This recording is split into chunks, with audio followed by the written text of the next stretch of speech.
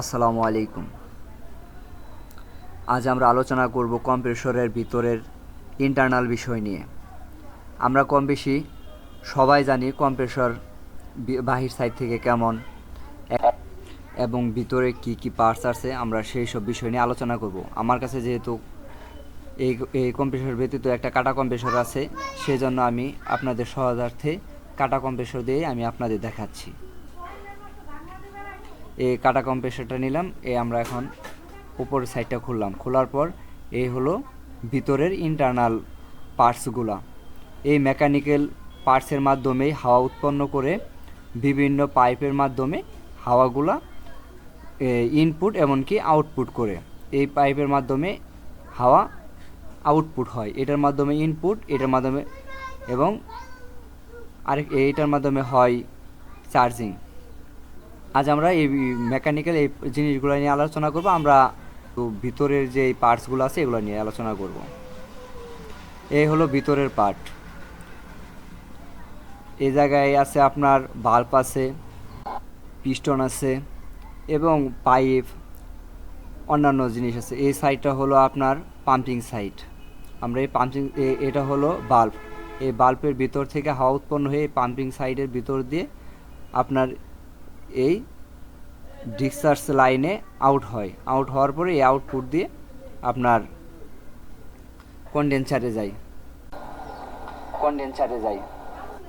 এখন আমরা বাল্ব খুলব। অবশ্যই বাল্ব খোলার সময় আমরা খেয়াল রাখব যেন বাল্বের সাথে সংযুক্ত যে পাইপ আছে এই পাইপটা যেন জোরে চাপ না দেয়, আস্তে দিতে হবে। তা নয় অনেক সময় ভেঙেও যেতে পারে কিংবা লিকেজ হতে পারে। এই দিকে আমাদের খুব বেশি খেয়াল রাখতে হবে। এখন আমরা কয়েল সাইড উঠাবো, কিংবা কয়েল সাইড উঠানোর আগে আমাদের কানেকশন ছুটাতে হবে টার্মিনাল থেকে।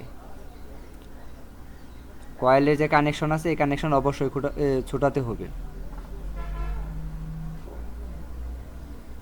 এখন ছুটানো শেষ হলে তার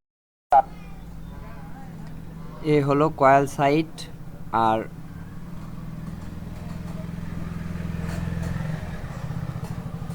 মেকানিক্যাল যে পার্টসগুলো আছে যার মাধ্যমে কাজ করা হয়। এখন আমরা পাম্পিং সাইড নিয়ে আগে কথা বলি। এখন আমরা পাম্পিং সাইডটা খুলে নেওয়ার পর তারপর আমরা আপনাদের পাম্পিং সাইডে কী কী থাকে তারপর দেখাচ্ছি। এখন আমরা লাস্ট সাইডটা খোলা শেষ, এরপর পাম্পিং সাইড খোলার পর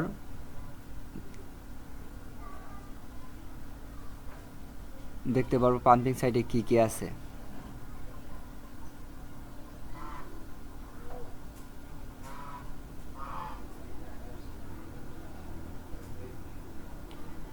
এই জায়গায় যে চিকন ছিদ্রটা আছে এই ছিদ্রের মাধ্যমেই হাওয়াটা বাইর হয় কম্প্রেসর থেকে।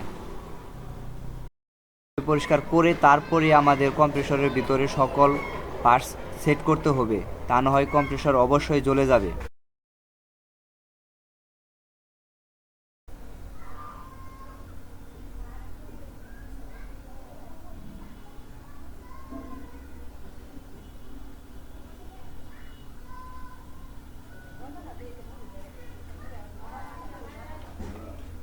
এখন আমরা দেখাবো পিস্টন। এই সাইড যে সময়ই হবে ঘুরবে কয়েলের মাধ্যমে, তখন পিস্টনে বাড়ি দিবে। ওই পিস্টনের যে হাওয়া উৎপন্ন হবে সেই হাওয়াটাই মূলত বাহির হয়। এই হলো পিস্টন থেকে এখন হাওয়াটা এইভাবে বাহির হয়। এখন আমরা আপনাদের দেখাবো কিভাবে এটা সেট করতে হয়। প্রথমে আমরা উপরে যে পিস্টনের উপর যে পাতিটা আছে এই পাতি বসাতে হবে। বসিয়ে অবশ্যই ঘুরিয়ে দেখতে হবে যে ঠিকমতো বসলো না বসলো। তারপর দ্বিতীয় যে পার্ট আছে এই পার্ট বসাতে হবে।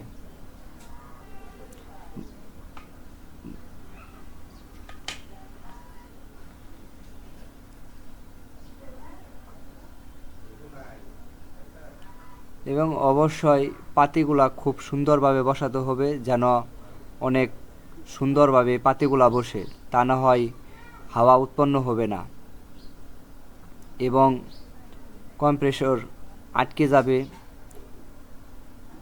ঘুরবে না ঠিক মতো, ঘুরলেও হাওয়া উৎপন্ন হবে না।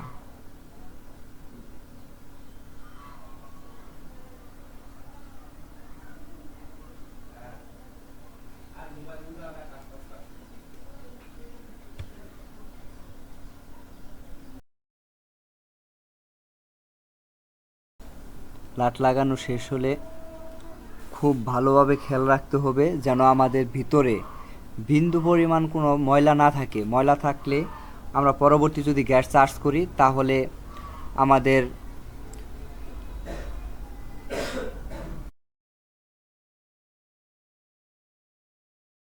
তারপর চোকিং হলে বেশিরভাগ সময় যদি কম্প্রেসর চোকিং করে তাহলে কম্প্রেসর জ্বলে যায়, অতিরিক্ত হিট হয়ে কম্প্রেসর পুড়ে যাবে।